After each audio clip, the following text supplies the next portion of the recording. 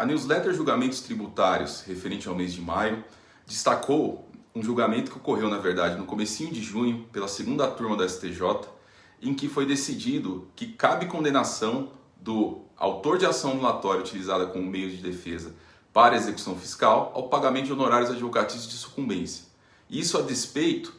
de a execução fiscal já incluir o encargo legal do Decreto-Lei 1025 de 69, que, segundo repetitivo do STJ, substitui a condenação do executado, seja na própria execução, seja nos embargos que, porventura, sejam utilizados como meio de defesa do executado.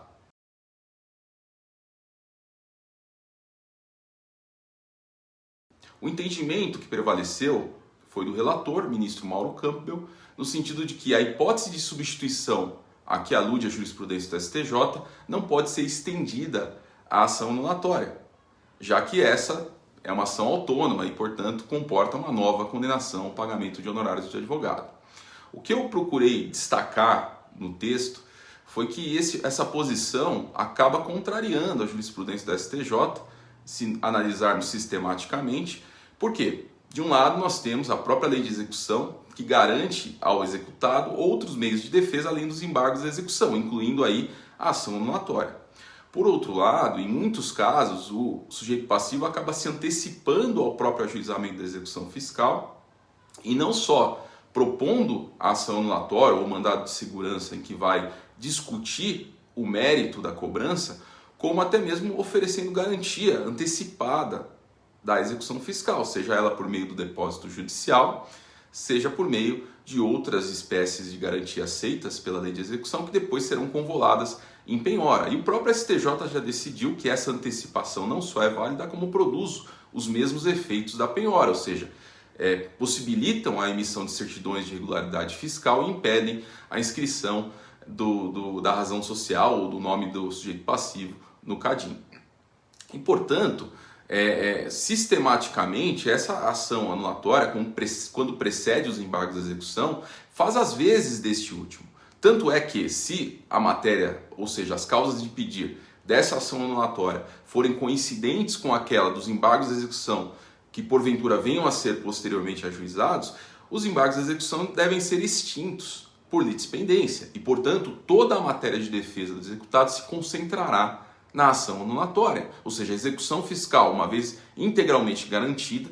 permanecerá suspensa, aguardando o desfecho dessa ação anulatória, e ela é que dará o destino final, se o crédito tributário será de fato exigido e, portanto, a garantia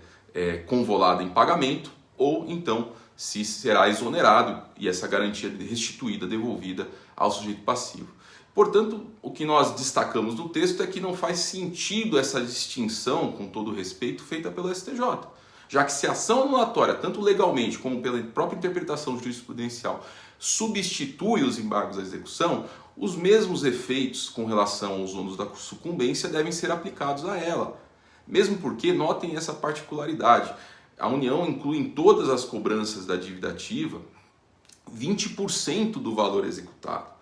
É um valor extremamente elevado se formos levar em consideração a própria tarifação que é colocada no Código de Processo Civil para as causas envolvendo a Fazenda Pública. Como nós sabemos, é uma tarifação, uma tabela regressiva a partir do valor da causa. Quanto maior o valor, menor será o percentual aplicável para o cálculo dos honorários advocatícios. E mesmo essa questão está sendo analisada pelos tribunais superiores, se em todos os casos, ou seja, naqueles em que o valor da causa é elevado, se aplicará simplesmente os percentuais sobre esse valor, sem ponderar outros aspectos, possibilitando, a depender do que for fixado nessas discussões, a fixação dos honorários mediante apreciação equitativa, que pode ficar abaixo desses percentuais mínimos estabelecidos pelo Código de Processo Civil. E, portanto, se nós formos considerar com a aplicação chapada de 20% em todos os casos em que a União ajuiza a execução fiscal, independentemente da magnitude dos valores envolvidos,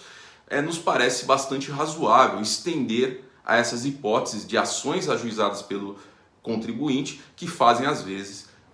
dos embargos da execução que não serão ajuizados e, ainda que forem, serão extintos sem julgamento de mérito em razão da litispendência. Portanto, se você quiser saber mais detalhes sobre essa questão, a minha newsletter fica disponível no LinkedIn e você pode se cadastrar, inclusive, e receberá todos os meses no seu e-mail. E se puder compartilhar para que outras pessoas, para quem possa ser útil esse conteúdo, vocês me ajudam a divulgar esse trabalho, que afinal é um trabalho feito em favor de vocês. Muito obrigado, e no próximo mês traremos novas questões, novos julgamentos tributários. No mês de junho, diferentemente de maio, foi recheado de casos importantes, e eu já coloco aqui um spoiler: tratarei de 2 casos de PIS/COFINS, um repetitivo e outro julgado pela primeira turma, mas ambos extremamente relevantes e com consequências que extrapolarão com certeza o julgamento dos casos concretos. Até mais.